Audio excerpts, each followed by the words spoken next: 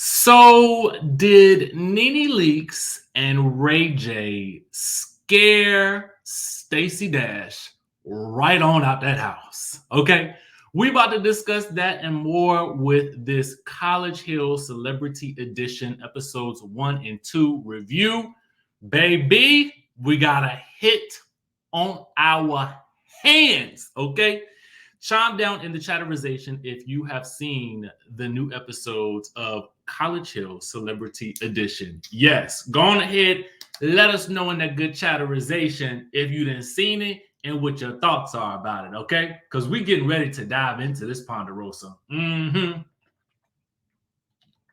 Now, Sky Squad, we are back in the building. For those of you guys who don't know, I am your boy DJ Richie Skye, and we will be diving into the first 2 episodes. And you know, when we have a new season or a new series that premieres, my first goal is to watch it with a set of fresh eyes. I don't like to make any notes. I just sort of like to watch it and see if there is any joy that I get out of watching the show. And so, baby, I got to tell you, I get joy out of this show. Okay. And so I'm going to rate it on a scale of 1 to 10. So I'm going to give it a 9.5 to start off. I would have given it a full 10, but I felt like episode 1 was better than episode 2. And so taking an average of the 2, I'm going to give it a 9.5 because I would have gave episode 2 a 9. So putting them together, we get the 9.5, right? And you know, I'm kind of in my feelings about something, and I want to know what you guys think about it. It may not be the popular opinion about Stacey Dash, but we're going to dive into it nonetheless. So here you have the full cast of the show. And I wanted to find a graphic, a visual that really kind of depicted what you will see when you watch these first 2 episodes. As you guys will notice, there is one group off to the side. That's the main cast. And then there's Stacey Dash right here off to the left, okay? And that's pretty much what we get for the first episode and the second episode until some tragedy strikes, okay? So let me kind of go through the characters and my feelings about it. But first things first, I want to explain why I'm giving it the 10 for episode 1 and the 9 for episode 2. This is, to me, a fresh take on reality TV. Now, granted, this is a spinoff, a flip on an idea of the OG College Hill, which we all know, love, and enjoy. And it was really this was at the beginning of the reality TV show craze. And so BET, you know, being at the forefront of that movement with College Hill was something different.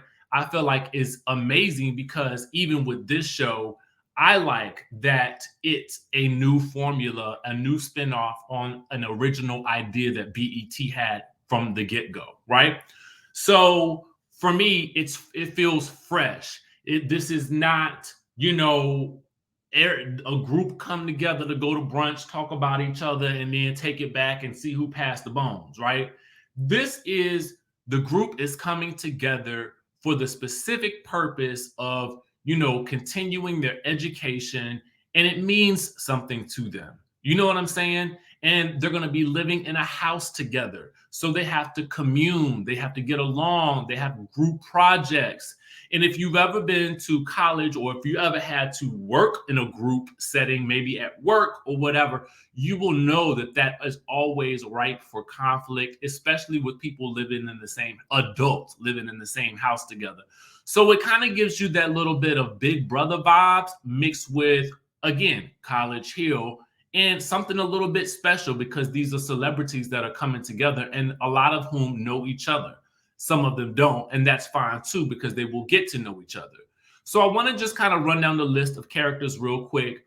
I'm going to start off with Nene and Big Frida because I kind of feel like they are giving us the sort of narrative arc for the show. Like they, to me, seem like they are the, I don't want to call them the narrators, but I guess that's what they would be called, because we really do get a lot of their perspective as we watch at least these first 2 episodes. I'm going to tell you guys the truth. Nene, to me, feels fresh on this show. This is not the Nene that was on Housewives circa the last couple of seasons that she was on there. This is a Nene that maybe has been a little bit humbled by just life in general, her experiences with reality TV. And so, because of that, this is the Nene that we all know and love. Okay. This, and I got it. I'm telling you right off the bat, if you are a fan of Nene's, you're going to love the show, because Nene feels fresh, revitalized, and it feels like she's having fun on reality TV again, which leads me to really echo the sentiment that I made earlier, that Nene Leakes does need to be back on reality TV in a different formula, I think, and maybe something similar or akin to, again, the Love and Marriage Atlanta. I really do feel like, we could really get something with her being on that type of show. And it seems only natural to progress to Atlanta to continue with that franchise. It just feels like that's the next logical step. So, with that being said, let's talk about Big Freedia. Big Freedia is also used to, Big Freedia has had her own reality TV show, and it's run for multiple seasons. So Big Freedia is no stranger to the reality TV space. So it makes a lot of sense that Big Freedia, you already know, provides a lot of the narration for this, and really some comic relief and some down home, like New Orleans, vibes. She's always cooking, and you just can't help but fall in love with Big Freedia's personality. If you've ever seen anything that Big Freedia has done, it is just positive energy and positive vibes. Ray J is Ray J. Okay, Ray J is cocky. He is reality TV gold. I'm not even gonna lie to you. He's, to me, a step under like the Stevie J's and the Martells and the Marceaus. He is actually in that same league to me. Okay. And I think he does have every right to be cocky in some senses, because he does do so well business-wise already, but he kind of is very disrespectful to some of the professors because he thinks he knows more than they do. So that is a little bit of a turnoff. And the man is like chain smoking in every scene, which is something that really shocked me about him, that I did not realize. I'm like, bro, like every time I turn around, it looks like you got the little ciggy in your hand. It's like, bro, no wonder you were struggling with the one wish, okay? Because you too busy chain smoking, but maybe singing is not really his thing right now, especially because the man stay up all night doing business, okay, with the people overseas and whatnot. So let's move on to Lamar Odom, who I find to be a very compelling reality TV personality. The man is very, he talks about having the strokes and, going through everything with the overdose.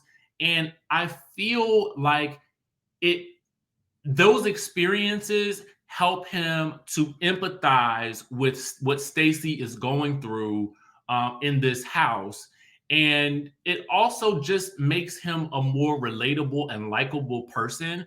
I think going through those life experiences has made him a different person than maybe what he used to be. And so I find his story interesting, although the man is a slob, like in terms of how he lives, like scratching his booty with his toothbrush. Just leaving. There's a scene where he's on the toilet asking for some toilet paper from Ray J, and you can see the man on the toilet. It's just a lot, man. It is just a lot.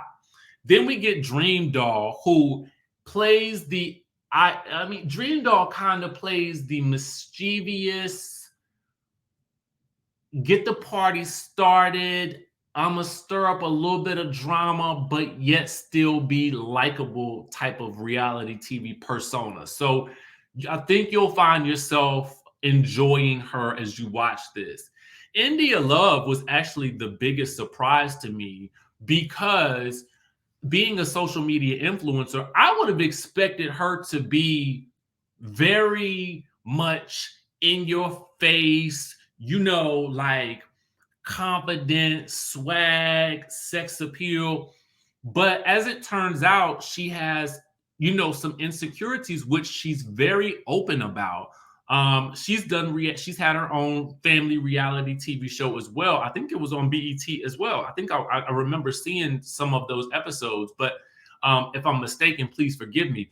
But what I enjoy about her is I enjoy that despite the fact that she is this social media influencer, is that she is still like the rest of us and has insecurities.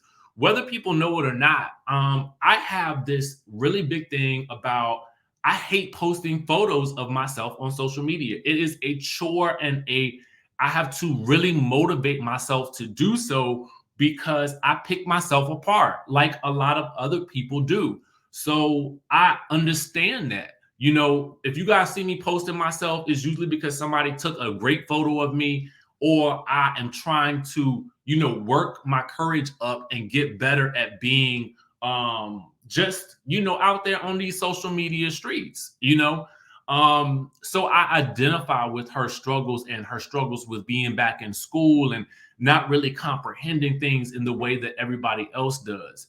And then we get to Slim Thug, who I think no, he's a little, Slim Thug is interested in Dream Doll and, flirts with Nene a little bit. But what you will find with Slim Thug is that he too empathizes with Stacey and what she's going through. And he also has a very interesting conversation with Big Frida that is so progressive that I hope a lot more like male, like rappers and people in the industry and just men in general can have with an individual like Big Frida and find commonality, find ways to ask the questions that are appropriate, and also find just a way of a space of commonality and friendship. And I think if you watch the show, I think people are gonna fall in love with he's just a very affable and likable guy. Stacey Dash, let me say this.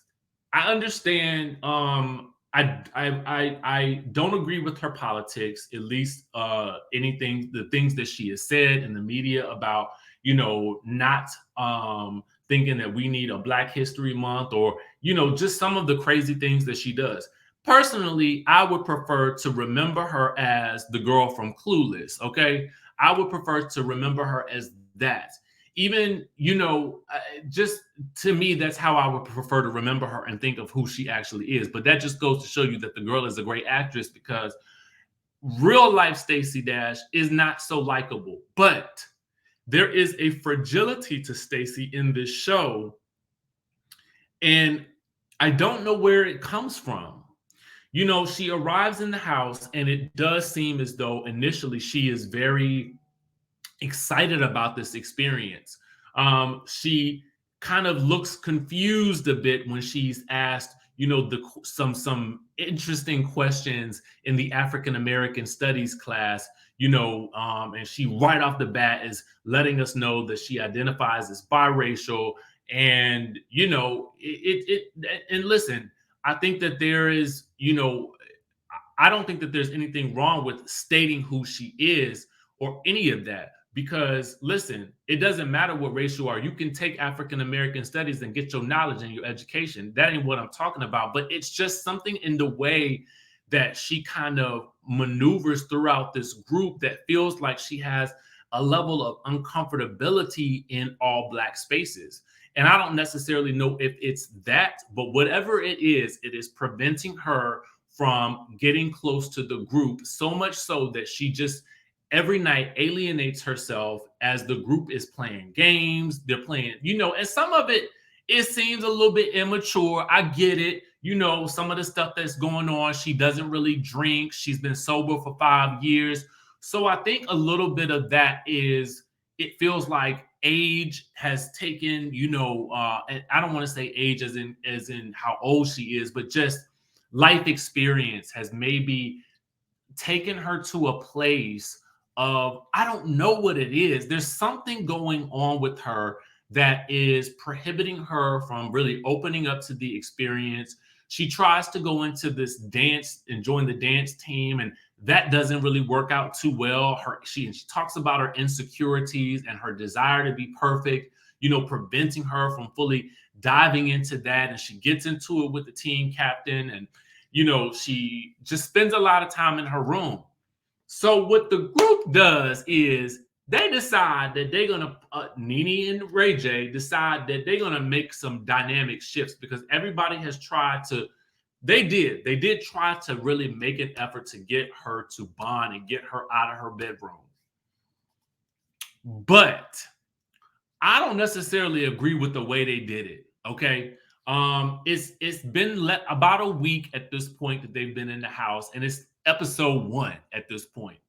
And what they decide near the end of the episode is that they're going to play a game of room swap, because they want Stacey to interact more with someone else. And, they feel like if she's in a room with someone else versus being in a room by herself, then she will be more inclined to interact with that person. But Stacey's one thing is that she wants to be in a room with another woman, pretty much. Okay. She don't want to be in a room with another man. And so they run down the line of who she could possibly stay with. And, Big Frida is already like, listen, I got a D. So, I mean, what you going to do? You know what I'm saying? Like, let's go ahead and put it on out there, because really everyone knows what the things that Stacey has, or she has made negative comments about people who are transgender before in the past. So it really is a source of contention, some of her beliefs. And I feel like some people are still, rightfully so, like, I'm not feeling this woman. But aside from all that, again, the way they handled it with trying to make it a rule that this woman switch or swap rooms with somebody, and then with Ray J going the extra step of saying, and if you don't like it, you can get the F out. I didn't like that part right there. I didn't like that part right there, because to me, he tries to excuse it by saying, well, I didn't speak derogatorily to you. I was speaking in general, but it was directed at her. I mean, bottom line.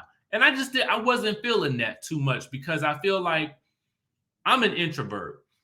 So in certain circumstances and situations, it takes me a little bit longer to warm up to people. And I get that you're on a reality show. You don't have a lot of time. You need to make connections as fast as possible.